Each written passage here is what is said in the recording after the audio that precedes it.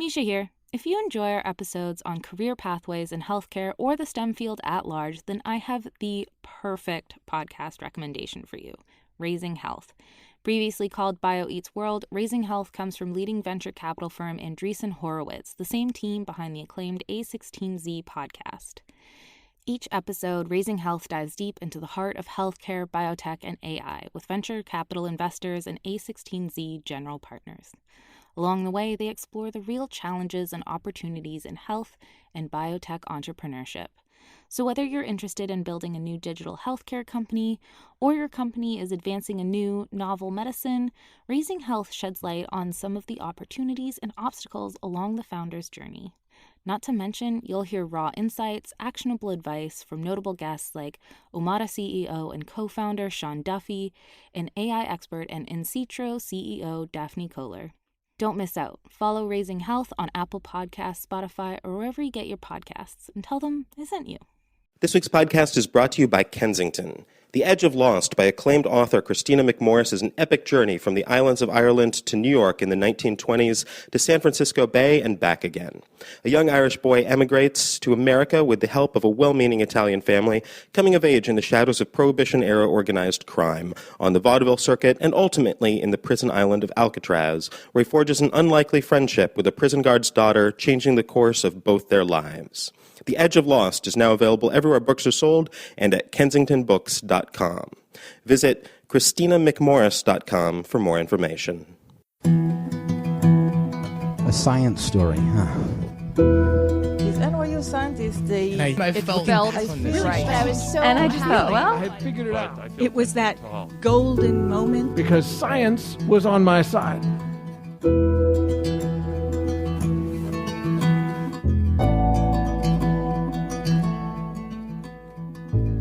Hi everyone, I'm Ben Lilly, and welcome to the Story Collider, where we bring you true personal stories about science.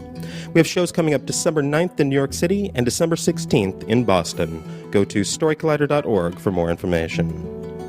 This week's story is from Rachel Pendergrass. It was recorded in March 2015 at the New American Shakespeare Tavern in Atlanta, Georgia, as part of the Atlanta Science Festival.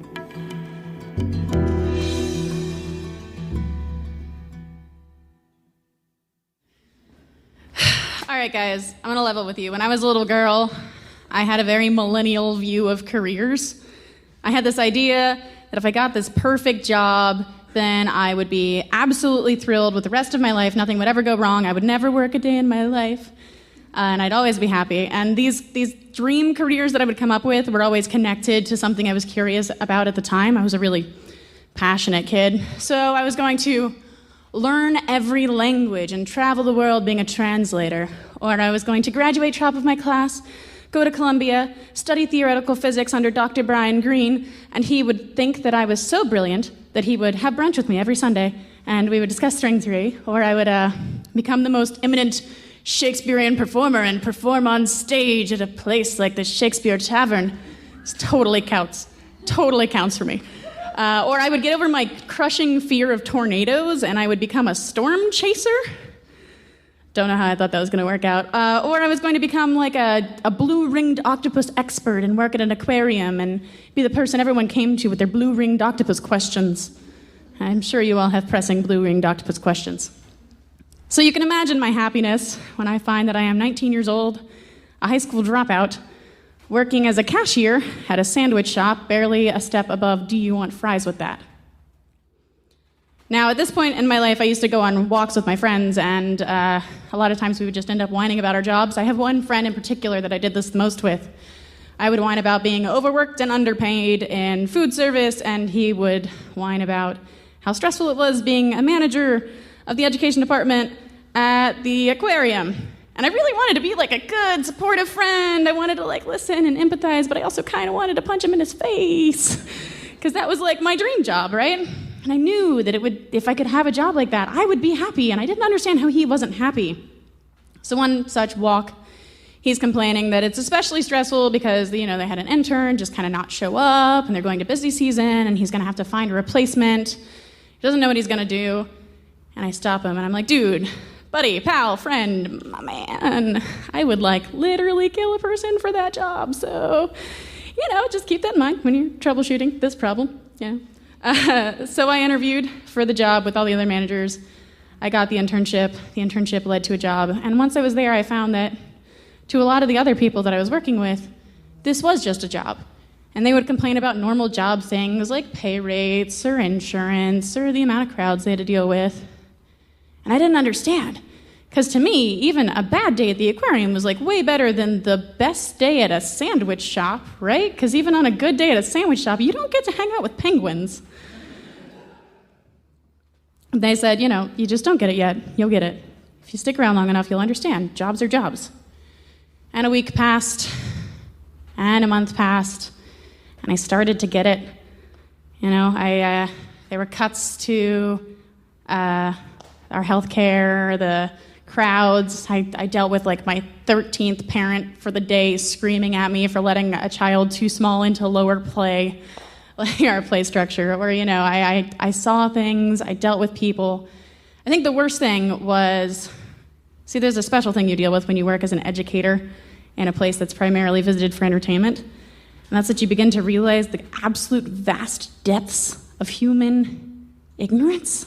Like, you think you get that working in food service, but no, you have no idea. Like, I know where Georgia is like 48th for education, but I physically understand that now. Every day I would be asked, is that what happens when a whale does it with a shark?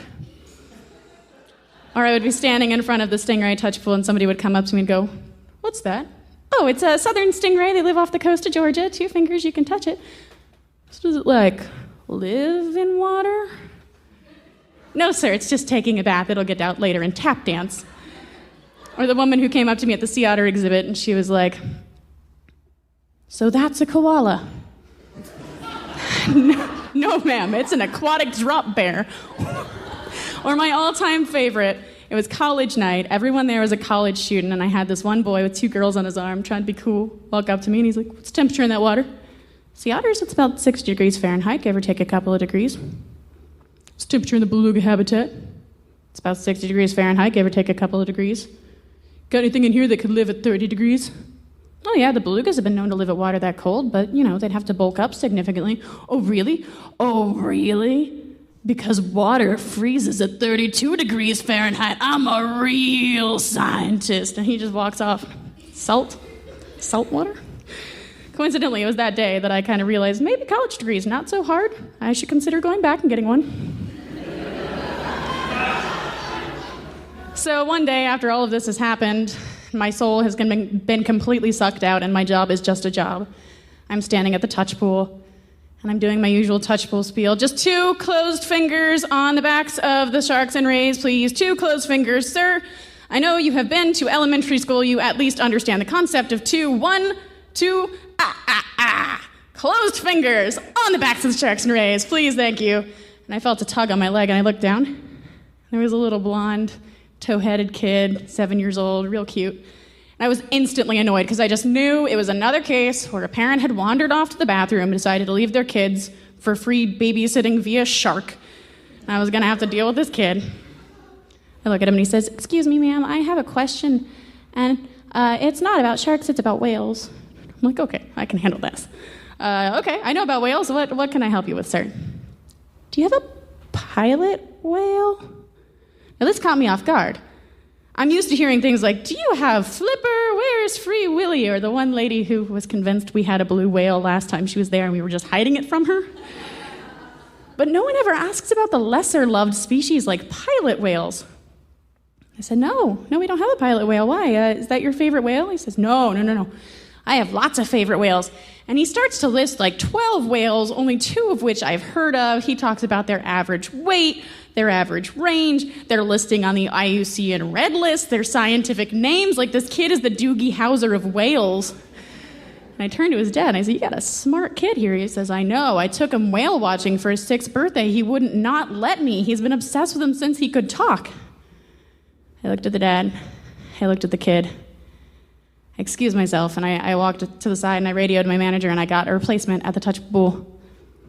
And when the replacement got there, I asked them to follow me. And I took the kid and his father up the stairs to the behind-the-scenes area to the top side of the beluga whale habitat. When that little boy got up there, His eyes were the size of dinner plates. He was vibrating from excitement. He started spouting out every fact he knew about whales as fast as he could. I really couldn't understand most of them, but the ones that I could understand were very interesting.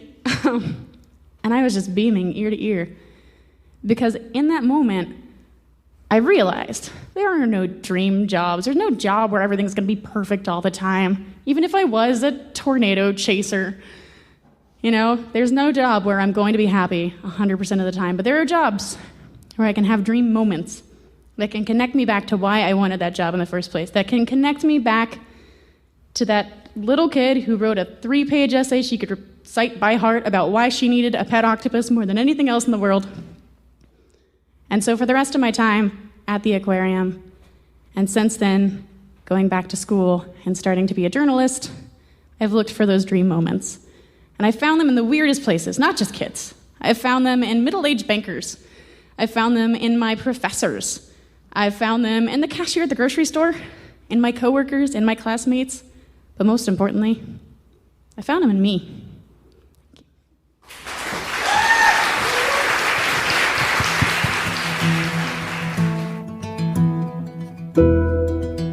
That was Rachel Pendergrass. Rachel is a storyteller, writer, actor, and science communicator native to the Atlanta area. She is a co-producer of Write Club Atlanta and the assistant director of the DragonCon Science Track. She is the host of the new YouTube science communication comedy series, Your Favorite Animal is a Dick. You can also find her performing at various live literature shows around town and on DragonCon TV. The Story Collider is produced by me, Brian Wecht, Aaron Barker, Ari Daniel, Christine Gentry, Skylar Bear, and Liz Neely. The podcast is produced by Rose Evelith. Additional help from Brooke Williams, Lena Groger, and Justin D'Ambrosio. The theme music is by Ghost. Special thanks to the New American Shakespeare Tavern for hosting the show, to everyone at the Atlanta Science Festival for incredible help, and to Aquariums for holding all the water. Thanks for listening.